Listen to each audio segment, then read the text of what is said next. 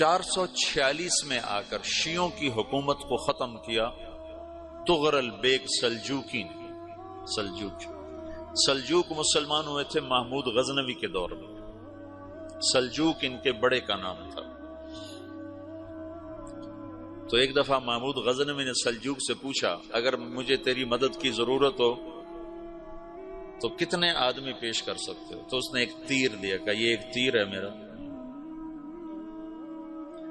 کسی کو یہ تیر بھیج کر میرے علاقے میں بھیج دو تو چند گھنٹوں میں 1,00,000 تلواریں تیرا پیرا دینے کے لیے تیار ہوں، میرے پاس اتنی طاقت ہے۔ تو یہ سلجوک کی نسل میں تھا تغرل بیگ۔ اللہ تعالیٰ نے جب عرب زوال کا شکار ہو گئے اور ضعف کا شکار ہو گئے، جیسے بڑھاپے کا کوئی علاج نہیں، جب قوموں پہ زوال آتا ہے تو اس کا بھی کوئی علاج نہیں، پھر اور قوم کو جگہ ملتی ہے۔ جیسے بڑھاپا ایک فرد پہ آتا ہے، ایسے بڑھاپا قوم پہ آتا ہے۔ قوم کا بڑھاپا جوانی میں نہیں لوٹ سکتا، جیسے فرد کا بڑھاپا جوانی کی طرف نہیں لوٹ سکتا، قوم کا بڑھاپا جوانی کی طرف نہیں لوٹ سکتا، کوئی علاج نہیں، نئی نسل کا آنا ہی علاج ہے۔ تو عرب دھل چکے تھے، 600 سال بہت ہوتے ہیں حکومت کو، اپنی صفات گم کر چکے تھے، اب نئے خون کی ضرورت تھی۔ تغرل بیگ پہلا شخص تھا جس نے آ کر اہل سنت والجماعت کو استحکام بخشا، شیعوں کی حکومت کو ختم کیا، بغداد سے، شام سے، ان سارے علاقوں سے۔ صلاح الدین ایوبی نے اسماعیلی شیعہ کی حکومت کو ختم کیا، مصر۔ العاضد ان کا آخری خلیفہ تھا۔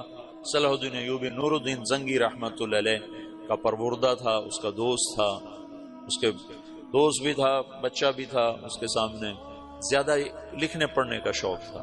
پھر اللہ تعالیٰ نے اس سے کام لیا اور اس کو مصر کا گورنر بنا کے بھیجا، مصر کی مدد کے لیے بھیجا۔ تو وہاں اس نے صلاح الدین ایوبی نے وہاں ختم کیا، تغرل بیگ نے یہاں ختم کیا۔ تو پھر سلجوک جو تھے نا یہ اقتدار میں آئے، ادھر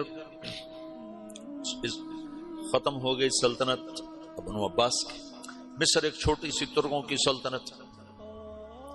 تو اللہ تعالیٰ پھر مرکزیت کے لیے ایک نظام چلایا، دو لشکر آپس میں لڑ رہے ہیں ایک میدان میں، ایک جنگلی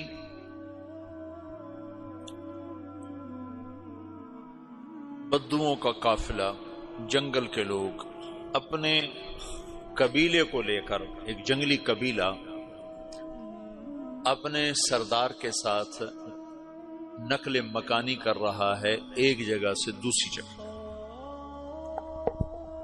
اللہ کا نظام کہ یہ لوگ چلتے چلتے چلتے اس وادی میں پہنچ گئے جہاں جنگ ہو رہی ہے، دو لشکر آپس میں لڑ رہے ہیں۔ جب یہ وہاں پہنچتے ہیں تو ایک لشکر کے قدم اکھڑ رہے ہیں اور دوسرا غالب آ رہا ہے۔ ان کو نہیں پتا شکست کھانے والے کون ہیں اور فتح پانے والے کون ہیں، ان کو نہیں پتا۔ اس جنگلی قبیلے کے سردار کا نام بھی تغرل ہے، تغرل۔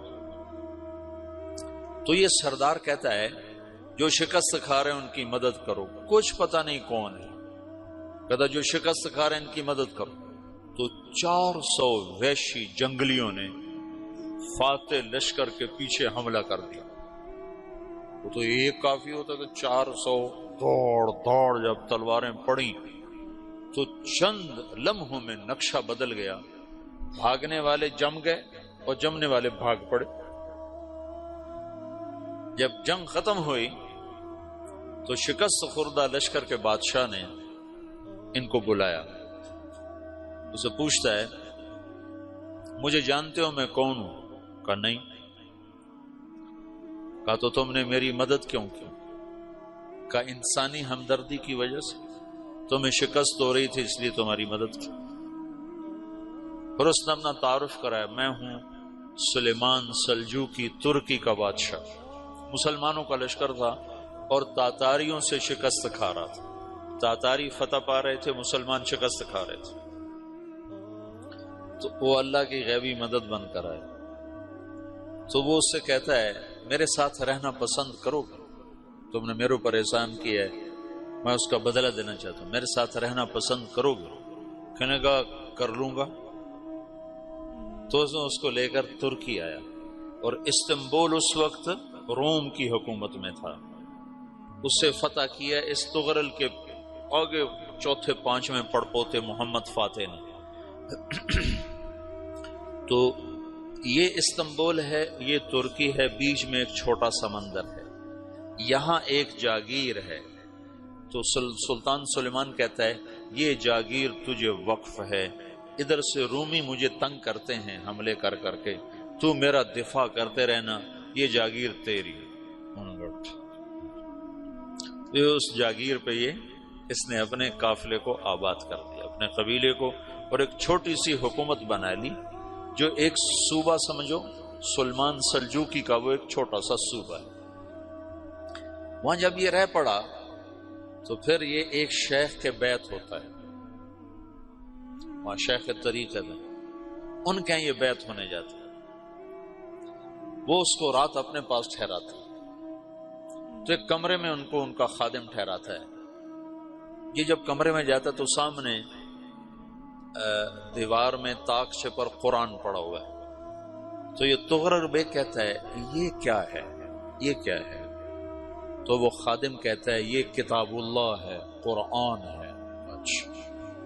وہ اس کو وہاں چھوڑ کے باہر چلا جاتا ہے. وہ دیہاتی آدمی، جنگل کا رہنے والا، پہلی دفعہ زندگی میں قرآن دیکھا. وہ کہتا ہے یہ قرآن ہے، اللہ کی کتاب ہے، میں اللہ کی کتاب کے سامنے سو جاؤں، کتنی بے ادبی ہے. تو اس نے ایسے قرآن اٹھایا اور سر پہ رکھ لیا اور کھڑا ہو گیا. ساری رات قرآن سر پہ رکھ کے کھڑا رہا. رات کے پچھلے پہر اس کو خواب آیا، کھڑے کھڑے اس نے دیکھا کہ اس کی پشت سے ایک چاند نکلا اور شیخ کی بیٹی کے سینے میں جا کے اتر گیا. پھر اس لڑکی کے سینے سے ایک درخت نکلا جو پھیلتے پھیلتے پھیلتے 3 بر اعظم پہ چھا گیا، افریقہ پر، یورپ پر، ایشیا پر. پھر اس کی آنکھ کھل گئی، وہ کھڑا ہوا ہے. تو اس نے صبح یہ خواب اپنے شیخ کو سنایا، تو انہوں نے اپنی بیٹی اس کے نکاح میں دے دی. اس بیٹی سے ایک بچہ پیدا ہوا. تغرل بیگ نے اس کا نام رکھا عثمان. عثمانی ترک نام سنا ہوا، جو میں نے کل بتایا تھا کہ 1924 میں وہ خلافت ختم ہوئی. تو ایک بیٹا پیدا ہوا عثمان. عثمان نے پھر ایک نئی اسلامی حکومت کی بنیاد رکھی جو 1924 تک چلتی رہی. کوئی 800 سال یہ حکومت چلی. تو حکومت کا شیرازہ بکھرا لیکن پھر جڑ جاتا تھا، پر وہ قرن اول والا جوڑ کبھی نہ پیدا ہوا، ٹکڑے بن گئے. ان ٹکڑوں میں اللہ لوگ پیدا کرتا رہا جو دعوت دیتے رہے، دعوت زندہ رہی. جو تربیت کا نظام تصوف کے ساتھ تھا اب وہ تبلیغ کے ساتھ.